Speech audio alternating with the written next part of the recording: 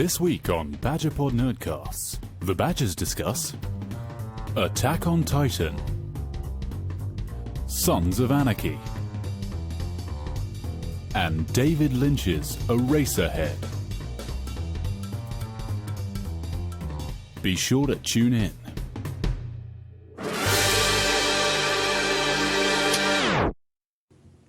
Hello and welcome to Badgerpod NerdCast 8. Today we're going to be discussing Attack on Titan, Eraserhead and David Lynch, and Sons of Anarchy. In addition, we're going to have a very, very special topic which I will get Rachel Edwards to announce, but not yet. Not yet. First, we have to intro everyone. So, beginning in no particular order, we have Crystal Garcia. Crystal, why don't you tell us a bit about yourselves and pimp, or yourselves, because there are multiple yous, right? Tell us a little bit about yourself and pimp something you've done. Okay, well, I am the admin of Return of Femininity Facebook page, as well as Loving and Celebrating Men Facebook page, and I'm currently writing 100 Days on How to Treat Men Right, which is on the Return of Femininity, and yes, that's what I'm up to. Yeah, great. And let's move on to Mike, or otherwise known as Dr. Vandermeerkamp. Why don't you tell us a bit about yourself, Mike, and pimp something that you've done? Hello. Yes, can you hear me? I'm Dr. Vandermeerkamp.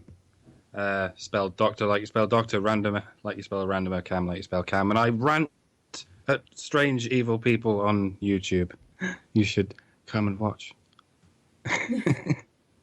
And Dr. Vandermeerkamp has a channel by the same name. And he also has another channel which is really cool. It's called Dark Cheese TV. Yep. And he's currently animating the Honey Badgers animation, as it were. You could call it that. Or cartoon. What would you call it? What would be the official? I have no idea. Something or other. I'll let other people call it things, shall I? Yeah. Call it many things. Many different things. So and it's really funny. At least I find it funny. I guess I can't speak for anybody else but myself. I think it's all right. It'll do. Yeah. Okay, me and Mike find Mike's cartoon funny. I love it. I love it. Everybody loves it here. So to check it out, definitely. Very good. Right. Subscribe to him. Yeah. And we also have Sage Girard, who's otherwise known as Victor Zen. So tell us a bit about yourself, Sage, and pimp something you've done. I'm the evil bastard that founded KSUM, and we're hosting a conference in November 1st, and free tickets are available on Eventbrite. And I'm also the developer for the Honey Badger Brigade's new website. And basically, all I do is I also yell at people on the internet, and I also have started a new video series called the Koalamos Awards. And what we do is we give awards to idiots on the internet for thanking them for helping us find truth by showing us where it isn't.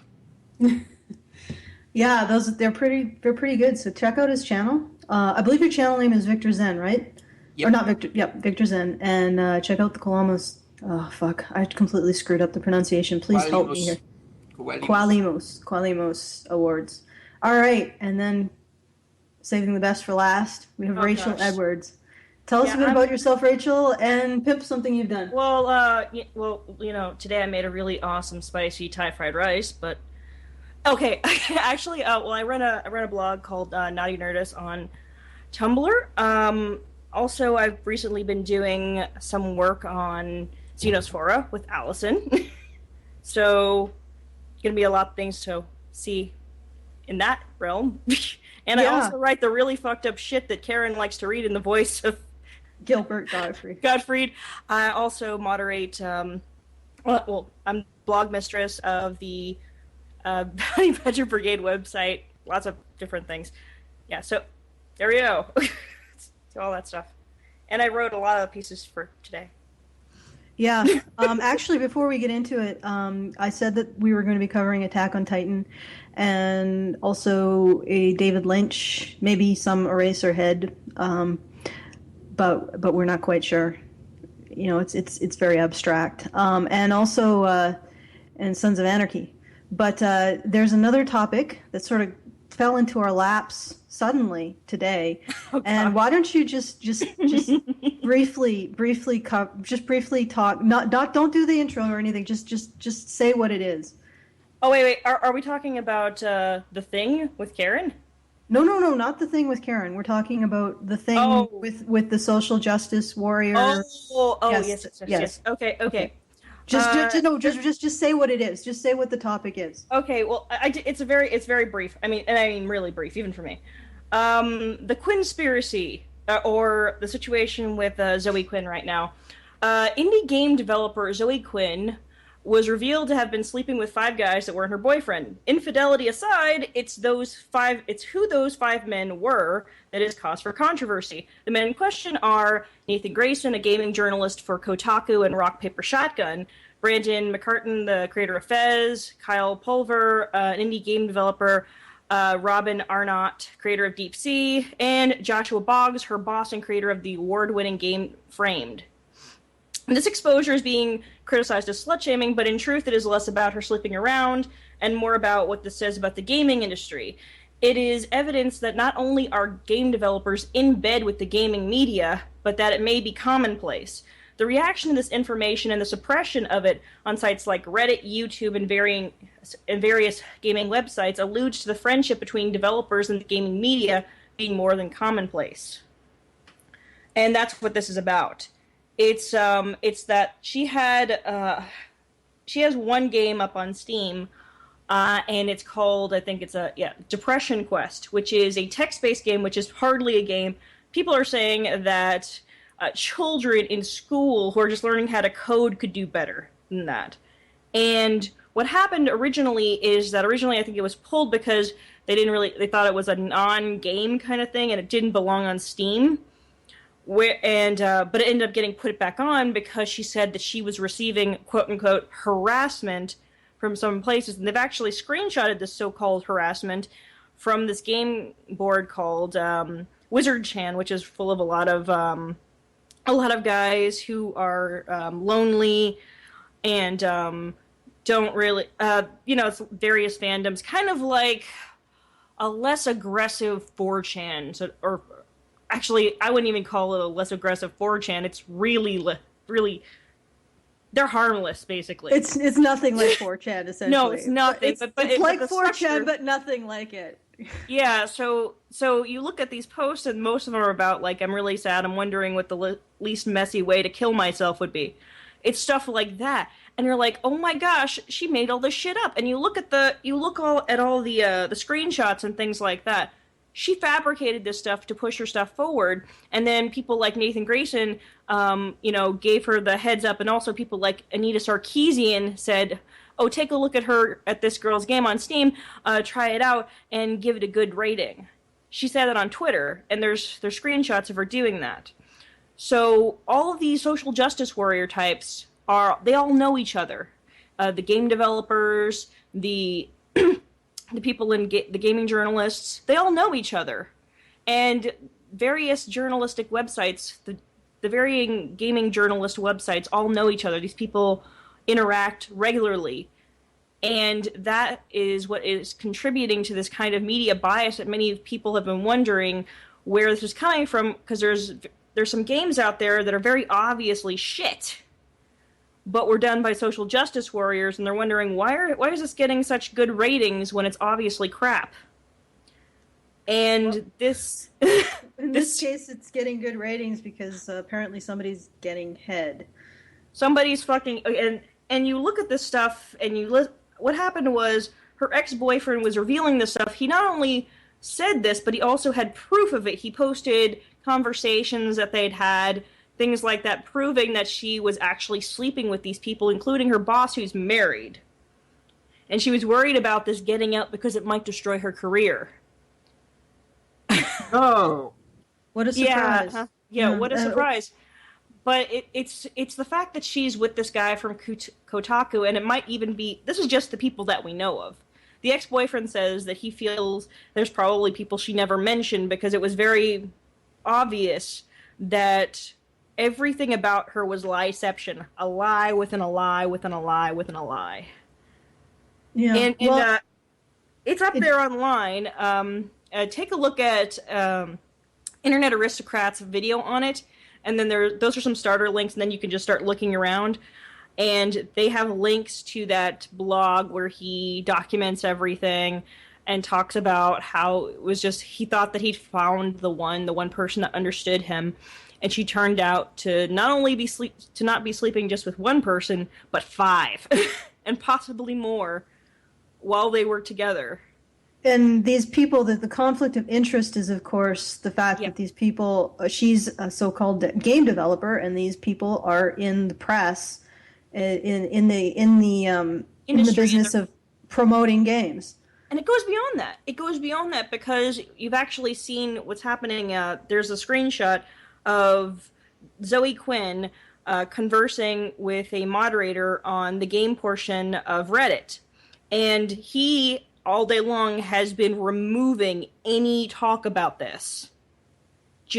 And people have been screenshotting it, where they see that all this stuff used to be up, and now it's not. Yeah. And just systematically removing it, and it's being censored by YouTube. Monday and Matt had a video that was pulled. Zoe Quinn used a littlest thing to try and get it to have it pulled, and then he wrote a different one, and he kept the audio about this. And so they're really trying to do damage control. They're trying to sweep this under the rug, trying to make it go away. They're like, don't be talking about the fact that we all know each other. It's an incestuous little group, right? Yeah, it's it's really disgusting, and it really needs to be stopped. And here's the thing. All you people out there, and I'm not going to make any assumptions, but you know who you are. If you're thinking of doxing Zoe Quinn, stop.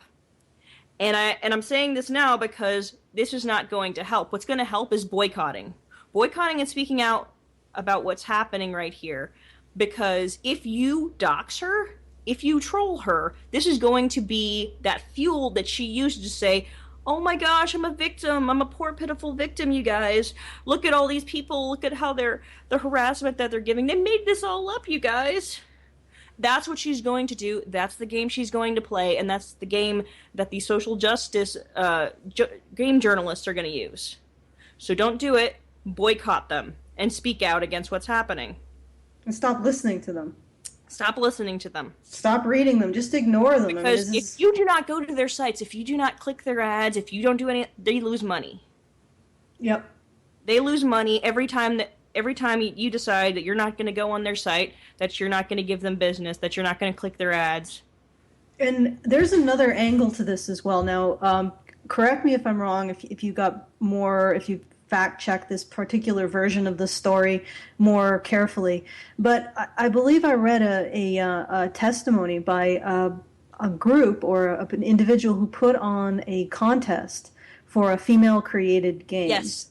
And there was a series of women who were, I guess, doing very well in this contest and getting attention for their efforts to create games, although it may have been very loosely defined what they meant by creating a game.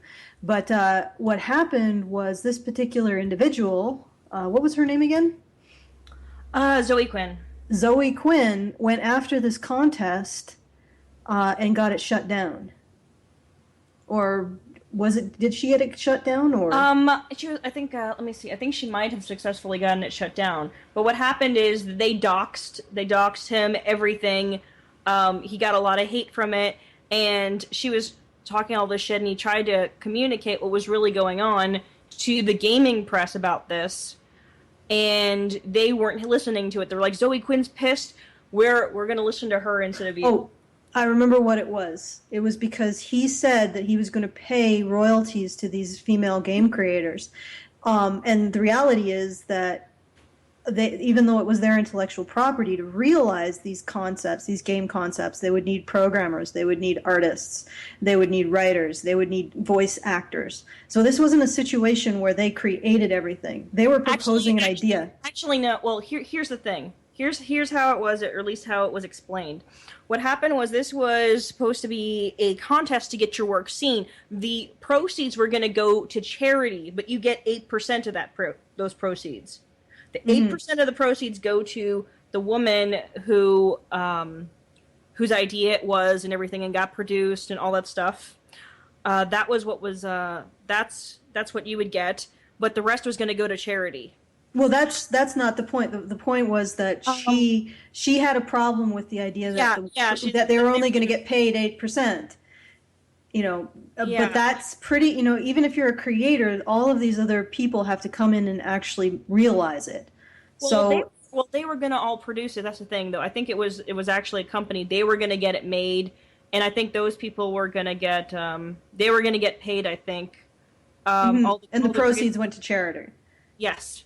Okay, so what she was complaining about was that the women in this contest didn't get a larger share of the proceeds, and then she got I could be completely wrong, but this is what I've heard, and then she got the contest canceled, so no women get any proceeds at all, and then said that people should donate to her game. So I mean, this is sort of like this situation. I don't even think she's supposedly a social justice warrior. Sounds like she's a self-proclaimed feminist, from what I understand. Yeah, but it sounds like she's certainly not helping women. Sounds like she's just what can we say? A self-interested justice warrior. Anyway, sorry. Go ahead, Sage. You've been waiting patiently. Yeah, I wanted to also second Rachel's mention of not doxing, because that's a very important piece of advice. And for those of you who recall the Chris McNee suicide letter, people tried doxing his ex-wife, and that would have caused trouble for similar reasons. And I want one bit of commentary I want to offer here is that in the Chris McNee case, when this guy committed suicide regarding the family court situation, if people were to try to dox the ex-wife, people would think, oh, well, this is an excuse to make the family courts even worse. But here in the gaming industry, of course, the stakes may seem lower, but there's one important difference. In the family courts, we have something that we already know is corrupt and needs a lot of work to be reformed. But in the gaming industry, which still is, in the grand scheme of things, relatively young, this is the kind of controversy that shows that corruption is taking place and can shape the industry in the future. So this is a good time to, in essence, do that boycott and make absolutely damn sure that the gaming industry is protected from this kind of poisonous thinking. Thanks, Sage. That's very true, and there will be more on this particular development in the gaming and geek world as it progresses, as the corruption seeps through the things that we find. Oh gosh, that we. All right, but let's move on to our next topic: Sons of Anarchy. Sage, are you ready to roll? Yes, I am. All right, go for it. So I basically wrote a document called the Familial Analysis of Sons of Anarchy. So I want to go ahead and give first a spoiler warning. So Sons of Anarchy is a drama by Kurt Sutter about a motorcycle club, or MC, of the same name. And Sons of Anarchy has a fresh comic book series and an upcoming video game to appeal with nerd culture. And the series is fraught with gratuitous violence and unrestrained breasts, making it an indulgent thrill. And I'm only going to offer my analysis based on the first 2 seasons so as to soften the blow of any spoilers for those still unsure about watching the show. So in order to develop an understanding of gender in Sons of Anarchy, we need to examine the figurative family structures of the MCs, both figurative and literal. And since MCs are organized crime syndicates populated by outlaws, maintaining club unity is an ongoing challenge for the clubs. And Sons of Anarchy is an organized crime syndicate underpinned by hyper-traditionalist values, which we know is a formula of success in Hollywood if Godfather-esque media is any indication. And the concept is central to the unity of the Sons, especially since they are the original charter of their club. The Sons of Anarchy original charter calls themselves SAMCRO, which is short for Sons of Anarchy Motorcycle Club Redwood Original. And SAMCRO is based in Charming, which is a fictional California town. And drug runners consider Charming to be a prized territory for distribution channels. And the local police force wants to prevent the nastiness that comes with drug running at all costs. But since the department is relatively small and weak, the cops have an arrangement with SAMCRO. SAMCRO keeps the drugs out of Charming, and the cops will look the other way when SAMCRO smuggles military-grade arms. And MCs in the show are formally ruled by a kind of a fatherly figure, which gives a surface appearance of a patriarchal arrangement, but SAMCRO, the club we're meant to root for, is the only MC in the show that submits to the whims of a matriarch. Enter Gemma. Gemma is a pivotal character, and a widow to the dead founding member of the Sons, John Teller. And after Teller dies under mysterious circumstances, Gemma ends up married to Clay. And Clay is the current president of the Sons of Anarchy at the start of the series. And Gemma is a steely-eyed realist with an almost clairvoyant wisdom about people. She can usually read a face and piece together an entire backstory with eerie accuracy after a 12-second conversation. Her dominating demeanor is only tamed by this overwhelming desire to be a mother to her Sons of Anarchy. So what makes Gemma interesting is that if you pay close attention to the gendered power structures in the MCs, Sam Crow holds her as a matriarchal figure. So Sons of Anarchy's rival motorcycle clubs are categorized by race, ethnicity, or a hatred of either. So we got Mexican Mayans, Black Niners, Nazi Nords. These are the clubs you can see as recurring examples, and all of them are led by, they're painted as patriarchies in essence, with unquestioned male leaders. But only Sam Crow, again, the club we're supposed to root for, has Gemma, the matriarch. And in essence, it's kind of painting this in a way so that the patriarchal looking ones that's framed that way are meant to be cast as the evil ones. So Gemma holds no formal title in the Sons of Anarchy, but her opinion and well-being is valued to the point of inciting suicidal behavior in the Sons. At least, they wouldn't call it suicidal, but if you watch it, it's suicidal. Other Sons of Anarchy charters lack screen time, so I can't really comment on those over the first 2 seasons. But Sam Crow already risks their lives every day delivering guns for organizations like a renewed Irish Republican Army. Like, they're really in deep shit. And even for rival MCs. So additional threats to the Sam Crow family tends to throw their already violent, unstable, miserable lives into a panicked, gore-smeared chaos. And in the second season, a white supremacist drug tycoon arranged for Gemma's rape to dismantle the club. The goal was to force her to run over to Clay and tell him to stop selling guns to color. And at the time, Sam Crow was nearly broke after a lone run-in with the Bureau of Alcohol, Tobacco, and Firearms and Explosives, the ATF. And this fight left them with no real options for cash, and made all the members question each other's loyalty to the club after resisting pressure from the feds. And a central conflict occurs when Jack, or Jax, Teller, the vice president stud muffin of Sam Crow and protagonist of the show, learned that Clay accidentally arranged for the murder of a member's wife after trying to kill that member himself. The conflict erupted in violence several times and was just about ready to tear the club into pieces. And this is where we start to see the gynocentric values at work. All members of Sam Crow either cause or witness death on a nearly weekly, if not daily basis. They are apathetic to the suffering of male victims and will succumb to bodily mutilation, threats of rape, and savage beatings for even slight infractions. There's one episode where an excommunicated Sons of Anarchy member was chained to a post and immolated with a welding torch because he still had a Sons of Anarchy tattoo on his back when he wasn't supposed to. And all male suffering is the cost of business. Female suffering, on the other hand, is only seen as forgivable when other women execute it. Jack's girlfriend Tara, for example, threatens the life of a porn star trying to hit on Jax with a six-shooter. Tara even fucks Jax right in front of the porn star to assert her claim on Jax. I mean, this show's intense. But when a young girl and Gemma get raped, the entire world of gun running and handling rival MCs is put on the back burner. It's like the world stops. And Sons of Anarchy goes until the culprit is isolated and butchered.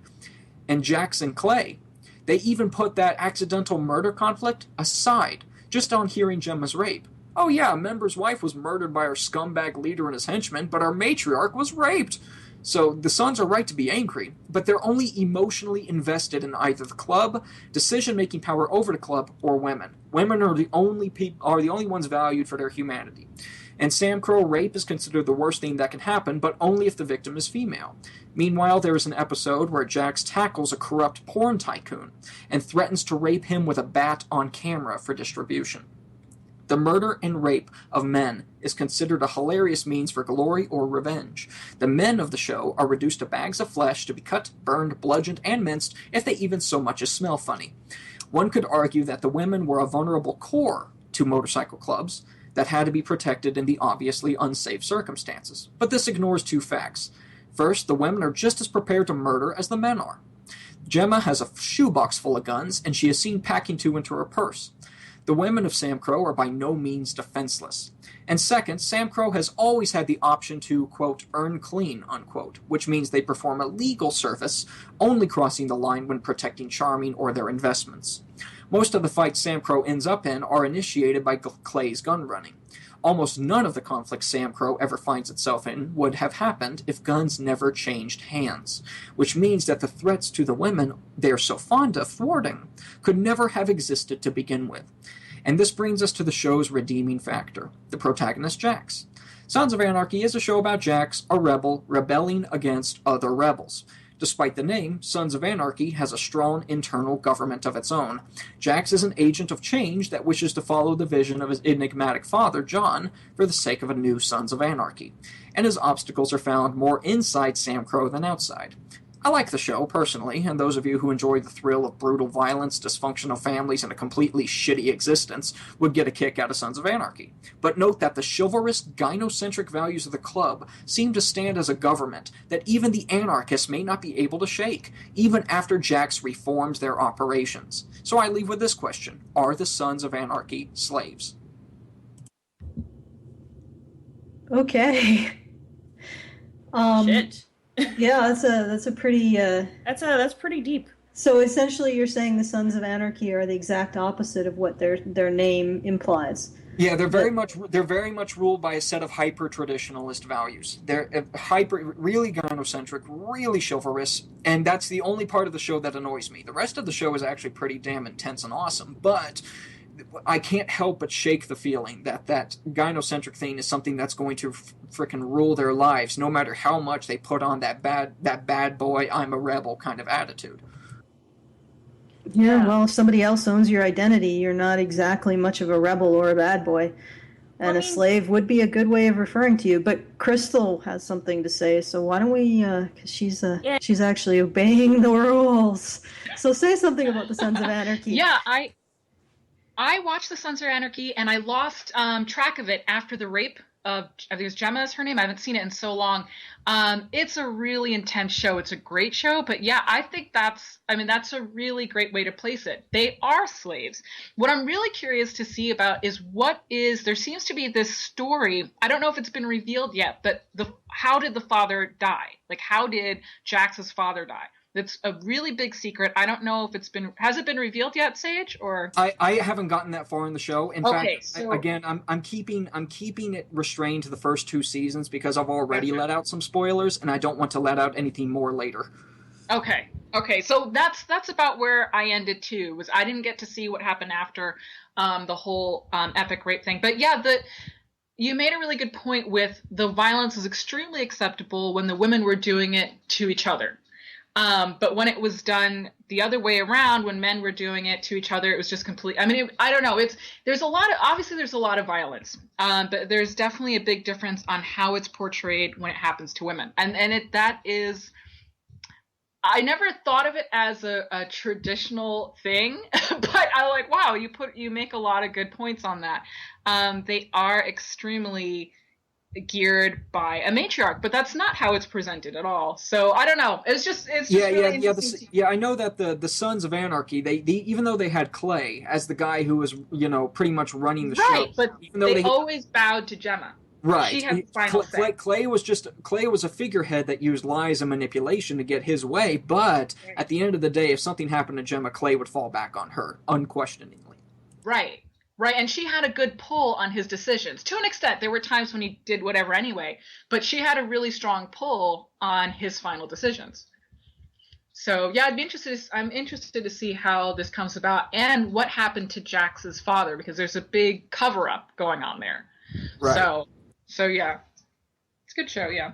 Well, I would ask, is just to riff off of the Anarchy, is it really anarchy if fundamentally somebody else owns your identity? Because it sounds like that's the irony. Yeah, that's the irony. That's pretty weird. Yeah. Right. But we probably should move on. I see that Mike has been having some issues with his internet and looks like it's a little stronger now. So why don't we go to Mike and David Lynch and yes. Am I live? As long as we get to Attack on Titan. Oh, yes, definitely. Okay, go for it, Mike. Apologies if I die during this. Right. On some kind of surface, Eraserhead appears to be about one unfortunate and confused man's struggle with a bleak and helpless post-apocalyptic nightmare vision of parenthood. The delicate and nuanced challenges faced between father and son, man and woman, between generations of human intricacies, are not explored in this film. What is explored are those precious early moments in a child's life where it's a deformed, alien-headed tentacle thing and all it does is cry and get sick. Accompanied, of course, by a series of hellish apparitions and shrill noises. If it was made by a man who has indeed fathered a child, you have to commend him on his raw honesty over his inability to deal with the very concept of fatherhood in any palatable or optimistic light. But you might question his mental facilities. If it was made by a man who is simply throwing this shit randomly against the wall without a thought for what the hell it might be doing to the brains of actual parents who dare to watch it, then you have to commend him for having the very nerve. But you might question his mental facilities. If you ask David Lynch what Eraserhead is about, David Lynch will not tell you, because David Lynch does not know what Eraserhead is about. David Lynch spent 5 years dicking around in an abandoned stable, occasionally filming windows and radiators and people standing and nothing.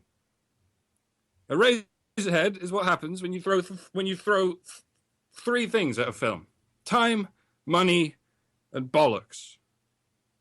Okay, so that would be four things. And when I say bollocks, that is not necessarily a bad thing, and it is by no means necessarily a good thing either. That is how it works in the world of David Lynch, in the middle of the Rainbow Road, where you're always too confusing to be either good or bad. If you have just enough budget to look like a real movie, you can be as amateur and incoherent as you like. In fact, let's start over. David Lynch is what happens when you throw three things at a career: time, money, and one inexplicably deformed bollock. Now, that might not be what the fanboys were expecting, but I'd like to remind you not to lose count of how many fucks we give here at Honey Badger Brigade. Mr. Victor Zen, do you have anything to say about Mr. David Lynch? I love surrealism. I consider it a high form of art that forces you into a kind of Taoist trance, where you experience the art instead of describe it. Surreal works are naturally both ambiguous and vague, leaving a lot of meaning of a piece to your imagination.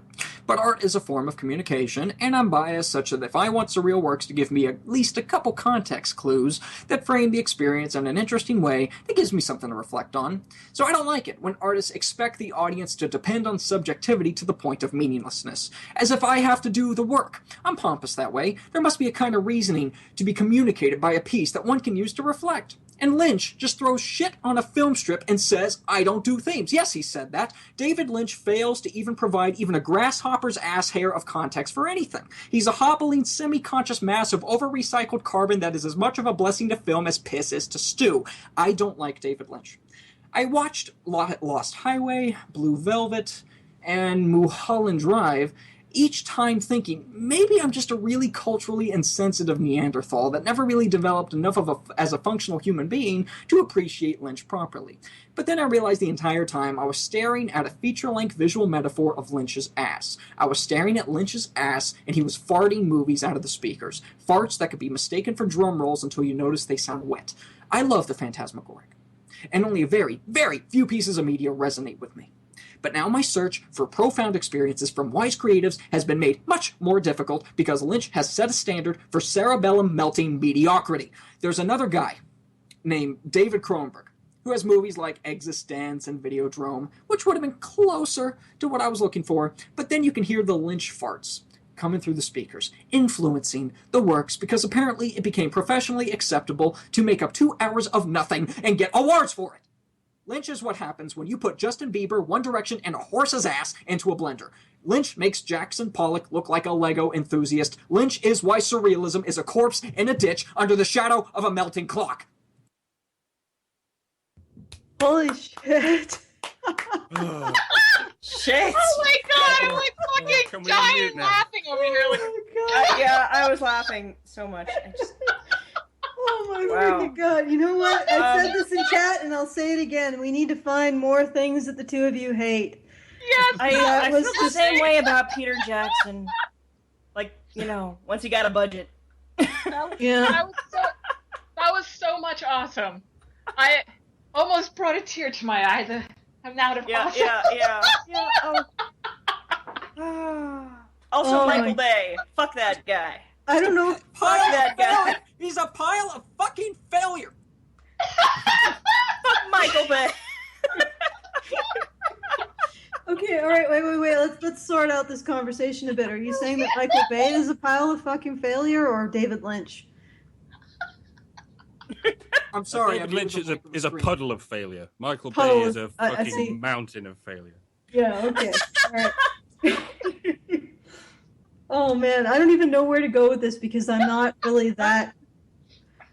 I saw don't really. this movie. I actually like David Lynch. I I remember. Oh, go on. Oh, so funny. Go, Crystal, do it. Oh, go ahead. Okay. Oh, okay. I like David Lynch. I like his movies. I like Blue Velvet. Get out.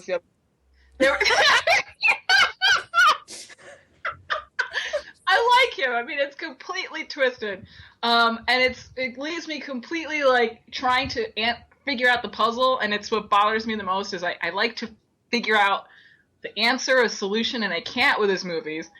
I haven't watched him in a while, but yeah, I always liked him. But oh my god, you guys are so funny. Oh my god. You're so There's good no that puzzle. you. Tell I'm us how pretty you sure really there's no feel, puzzle Sage. with Lynch. That's the whole fucking point. He just makes it look like a puzzle because he's just shitting onto a canvas.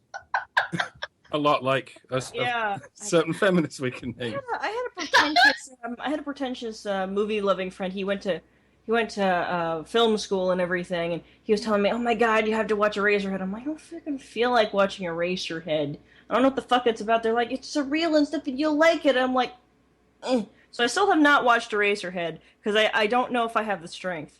Well, I mean, After what Sage just said. I've watched it. It's creepy. I mean, I watched it very late at night, so I fell asleep watching it, and it's just really creepy. I mean, it's dark creepy. Like, not a fun creepy, like, oh, it's a thriller. No. All right, I'm going to interrupt here. The reason why I suggested Eraserhead and David Lynch was because actually somebody suggested it in one of our channels, and I apologize to the person who suggested it, but I don't remember your name, which is not an insult to you. I don't remember anybody's names, including my own, very often. What they said was that it was a great depiction of men trying to, I think, find an identity in fatherhood, but it sounds like it was horrible. Well, I mean, It was horrifying. Yeah, there's nothing redemptive in there. There's nothing about character relations. It's just it's just a deformed thing and the sickness around it. Well, but here's the thing. Wait. See, Lynch is one of those kinds of artists where he will take a fucking, 100-piece jigsaw puzzle, he will, expose it to flame, pour the pieces over a bush or something, and be like, what do you make of this? It doesn't... of course it could be a man looking for his identity. It could be anything. That's the problem. It's if you let it be anything, it means that the artist didn't do any actual work. He really did just shit on the canvas and pretended he did something. Okay, but there is something to be said for intuition and just pulling together ideas based on... Yes, you're absolutely right. That's why I was talking about context clues. Surrealist works sometimes have context clues that set that kind of stuff, right? But there's no context clues. There's no rhythm. There's no theme. David Lynch is arbitrary. That's his main flaw. What I think is great about it, though, is that you can't figure it out. Like, you're so... It's like he brings you almost close. You're like, oh my god, this almost makes sense to figure out. And it's like, no. No, I defy sense. We were talking about this with Ancillary Justice last week. You can't figure out what it is? Yeah. Well, then you must not be smart enough. I don't even think it's that. I think it's just, it's such a mind fuck, which is kind of fun because I can figure, most of the movies you can figure out. Like Blue Velvet, at the end, I struggled so hard and rewatched it. I was like, okay. And I tried to make some logical sense out of putting it together, how it would even be humanly possible for things like that to happen. And I can't. So in a way, it's kind of fun because I can't solve it. And I'm obsessed with solving things. So in a way, it's kind of a little, I don't know, adventure that... Yeah, I get what you mean. Nonsensical adventure. Have you? I don't want to stretch this topic out much longer than it needs to be, since I understand we got to move on soon. But But there's that movie called Primer, a low-budget hard science fiction flick. That was one of those kind of movies where it gave you something that could not be done, like time travel, but it actually made it convincing enough to make you think, well, maybe. But yeah, I understand what you mean. Like it's cool to have that kind of experience where you get that time to reflect on something that you can't figure out. Yeah. I just think one of them kind of gives you a kind of a direction to think, where Lynch is just kind of like, ugh. Okay, I want to hear Mike's connection to ancillary justice. What connection? We're talking about that psychological experiment last week, where if it's just shit enough, people will convince themselves that it's good. Yeah. And that's the same thing that's going on with David Lynch. There's nothing there, so you convince yourself there must be something there, or he wouldn't spend all this time, and this production company wouldn't spend all this money on this piece of shit. It's quite the psychological trap, isn't it? I mean, if you hit the sweet spot with the fact that, if we invest energy in something, we try to convince ourselves it's decent or good, and then you get enough oh shit, I just figured out the feminist gaming. Oh god, I just figured out their parallel. I just figured out their entire game plan. Oh gosh. If you get good enough reviews and everybody's like, oh, you gotta watch this or play this game or watch this movie, and then they do, and they invest however much time to try to find what was good in it, and then they have to explain to themselves, that part of themselves that they've just totally disappointed by wasting their time on a puddle of piss, that you guys would put. And that part of yourself, that inner child, that's why did I just do this? And the explanation that you give is, shut up, kid, it was good. It was good. It had to be.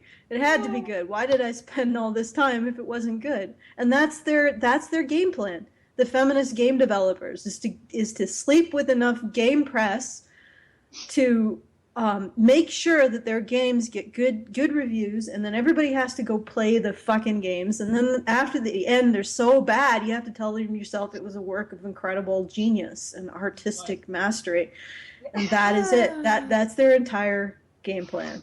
Please don't tell yourself that David Lynch is a fucking hero of man theatre, because he's a feminist icon if ever I've seen one. Go ahead, Sage. Well, you guys know about that indie game Gone Home? Yes, I heard a bit. I heard about that. I'm wondering if the same kind of thing was going on there. It's been getting wonderful reviews.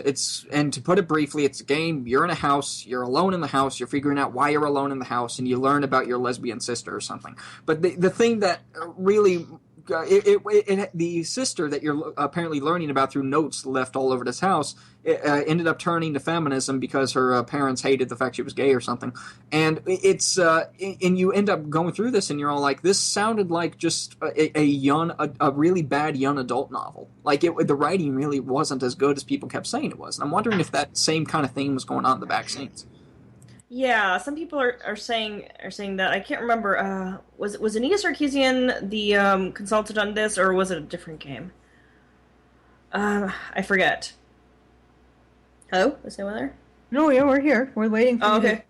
But if that's the case, it's like that all these social justice warriors know each other, and they know the social justice warrior type journalists and all that other stuff. It's not hard to come to that conclusion that this is what has happened, and that they're looking at this favorably because they know the person who created the game, and they've talked to them and stuff like that, and they just want to give them a leg up. But if you give enough of these people legs up, though, you're fucking the industry. Well, you are fucking legs the are industry. Why Their do legs they have to give legs up to awful people? Social justice warriors, people who like to use morality to bully the shit out of others. And go ahead, Sage. Yeah, I'm just thinking, though, that sometimes people would say good things about it because they know that saying something bad about it would mean a fucking shitstorm on Twitter or whatever. Right. Yeah, that's the thing. I mean, how is this fair if do they just not have time? You have to get positive reviews because otherwise you're I don't know, triggering a social justice warrior charge, slam, typhoon, tidal wave, whatever. Yeah. Well, Speaking of tidal waves, yeah. I know that's a really awkward segue, but let's take it. Let's take it. Wait, All right. Attack on Titan, Rachel. All right. Wait. Are we gonna play the Karen thing though? Yeah, at the end. Attack on Titan. Okay. Attack on Titan. I'll be brief, as brief as I can be on this.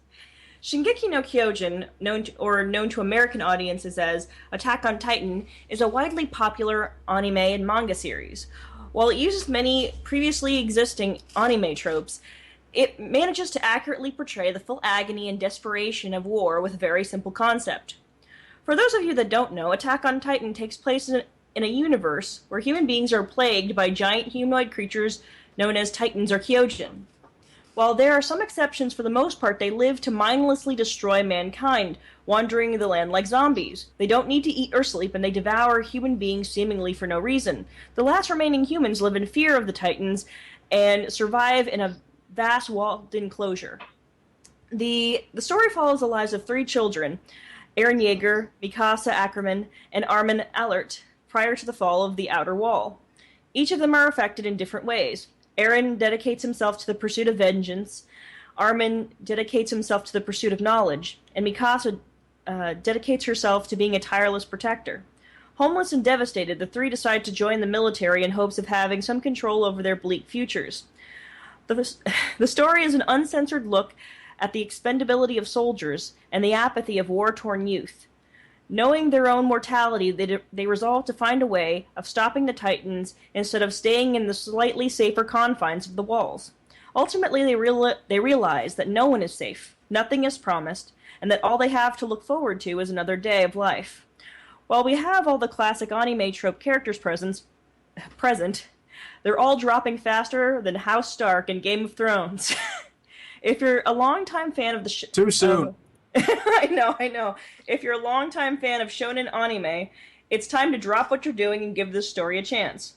It's not perfect by any means, and many of the characters are rather textbook and cookie cutter, but that's not why you should watch it. You should watch it because it's a bunch of angsty medieval Spider-Men killing giant naked people with oversized box cutters. I rest my case. Okay, I can identify that. Yeah. It's like, yeah, you should watch it because there's a bunch of people flying around there. It's like Jack against the Beanstalk. If Jack had like all this fucking like equipment to like shoot at the damn thing and just like slice it off in the back of the neck and yeah. And I didn't. The reason I watched Pacific Rim was because it was robots punching lizards. I didn't watch it. But the reason you should watch it, I mean. It is that accurate portrayal and that desperation, that feeling of just complete apathy. And Well, not apathy. I would for complete helplessness. Yeah, helplessness. Yes, they have no other choice. Their other choice is to sit there and wait like sitting ducks, and to feel like they're living a half-life. Or to sit there and take their chances out there and try and forge a different future for themselves. Well, what I liked about when I watched Titan is it was a very, it really, in my opinion, it really captured that feeling of being subject to almost these inhumanly large forces that you can't possibly stop or prevent or protect yourself from. So it captured that sense of warfare, just the enormity of it, at least in the industrial age and the mechanical age. What can you do, really? What can one person do? Of course, no spoilers, but it sort of does a little bit of a 180 later on in the series, and then everybody... Maybe I shouldn't say any further. Yeah, okay. It is a spoiler. Let's just put it this way. It's a big, tall glass of what the fuck to your system, okay? In fact, that's the ongoing thing throughout that you have to look forward to. Wait, do you think that things are going this direction? No, fuck you. They're going in this direction now. Yeah. Oh my gosh, is this happening? No, fuck that. This is actually what's happening. Oh wait, I think we've actually accomplished something. Nope. Fuck that. Yeah, you know, It's about that, I think that every time somebody does something like that, they have like a certain number of times they're allowed to do that. I don't know how many, but after they do it enough times, I'm just sitting here thinking, fuck it, that means the writers can do whatever they want, and I'm not allowed to predict anything. That means that the writers have absolutely zero accountability in anything. Like, damn it, I'm going to be stuck with whatever ending no matter what. It's kind of like, what makes some things enjoyable to me? Like when you are able to actually call something and know that your prediction was right. But if you're given too many plot twists, eventually you're just thinking, you know what, the story doesn't have to have any continuity whatsoever. At that point, yeah, why bother? It does have continuity. It's just that there's several times when it's like, holy shit, what the hell just happened? It's not it's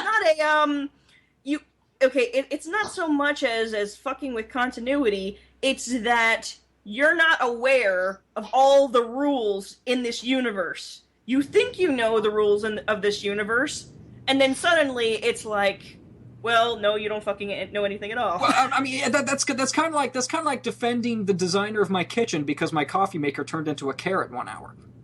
Wait, what? I mean, I'm going to question the continuity either way. I know. No, I'm just saying. You watch it because it's fucking amazing. It doesn't matter what the fuck that's gonna happen. I watched the first season. I know. Oh, yeah. It's no, I liked it. I mean, like I said, is it perfect? Is it a perfect anime? Personally, I think that there are other animes that I would consider to be perfect. I don't know about this one. It's not done yet. Yeah, Cowboy Bebop, I would say is perfect. No, I will say though that the first 12 to 15 episodes were absolutely fucking amazing. Like I was just thinking, whoa, this is awesome. And then after that, I was just kind of like, this is getting silly. Yeah, I have to agree with Sage. Sage. I have to agree with Sage. Wow, I really fucked up your name there. I don't know what the fuck is in that basement. Hey, no spoilers, but yeah, I know. But the thing is that they're extending that out to as fuck. Are the Titans? Okay, what they the should have gone on? into that damn basement by the end of that season. I'm sorry. Damn it. Yeah, I know that, but it's they're following the comics and everything like that. So I can understand that much, and but I agree with Sage. I mean, the it did first get a little silly. So episodes were fantastic. It was a great, like, for me, it just really captured that kind of helpless horror, and then also just learning to live with it, right? Like, well, okay, we got to go to the bomb shelter at night, and that's that, and you do just eventually get used to it, right? But the opening is missing. That's what's missing from the second half of first season is the epic opening, which is like probably the most epic opening ever. Well, you know what? I don't think it's as superficial than that. I think the problem is that the danger suddenly becomes the people in it start to become equal to the danger. And it's like now they're I guess spoilers, careful guys. Now they're just killing them left and right. They're no longer this kind of like almost impossible force that you can't really defend against. You can't really fight. Now they're just, I don't know. Well, the Titans are, in a sense, and this could just be speculation on my part, and this is just, what I think. When you look at the Titans, they are a symbol. Maybe I'm just projecting. I could be. But I honestly think it's that sense of others that you have in warfare, where everybody else is thought of as the others, you have to think of them that way, and in a human way, and that they're this unstoppable force, and that they're entirely impossible to defeat, and you know what I'm saying? It's almost a way of thinking about the other side, or the way people tend to think about the other side in warfare. That there's always this other side, and they're just demolishing people left and right without any reason. Or anything, or any kind of strategy, and then they suddenly realize, oh shit, they do have a strategy. But yeah, that's I don't know. Okay, well, I think we've wound down on Attack on Titan. Attack on Titan. But Attack on Titan. wait, Attack on Titan. You know what we have to do now, Allison? Yes, and I am The ready thing. to intro. Yeah, we're going to do the thing. Oh no. All right. So today, for your edification of the viewers, that would be you who are listening right now, we bring to you a reading of Rachel's newest erotic piece, currently untitled, that features a slash fan fiction from Dragon Ball Z, involving Dragon Ball Z. Now, for those of you who don't know, slash is when you take two male characters and you write them in a romantic or sexual relationship. And in this case, the two characters from Dragon Ball Z that Rachel has decided to explore their love are Cammy and Mr. Popo. And for those of you who for those of you who don't know anything about Dragon Ball Z, Cammy is essentially a green plant alien creature with antennae, and Mr. Popo is a racist stereotype, and that's because the Japanese just don't give a fuck. And so there you go. So, James, do you want to cue up Karen saying this lovely piece in the vocal stylings of Gilbert Gottfried? Here we go. The sun set over the lookout.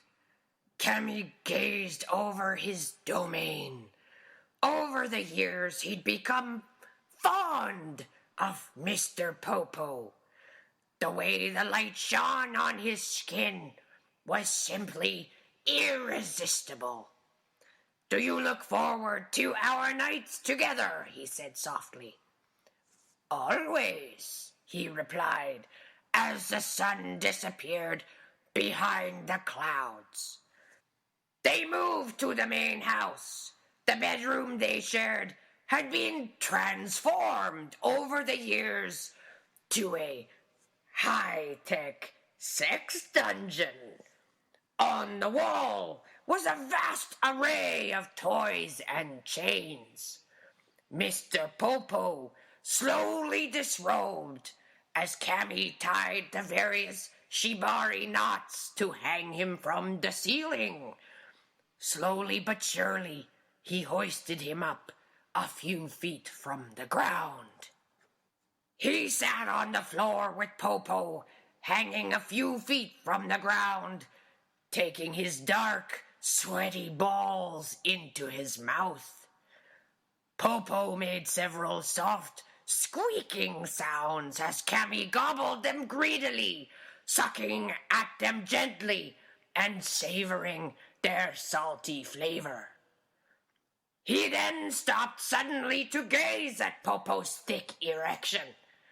He kissed the head and took the tip into his mouth before pulling away. "No, not yet. I have something special in mind." He stood up and pulled something large and orange from behind the bed. It was a Nerf football. "You will take this by the time I am done."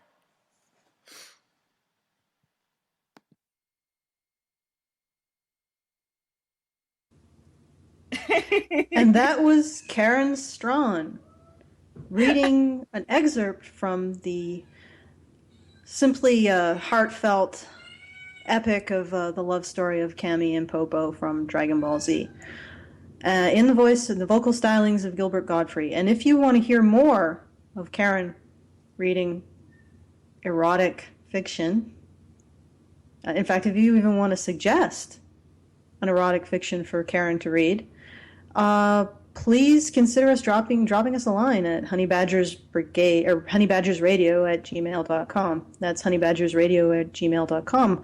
And if you want to hear more, like the entire story or an entire piece read by Karen Strawn in the voice of Gilbert Gottfried, when we get to $100 per show on our patron page, we will be making these delectable auditory treats available to our subscribers.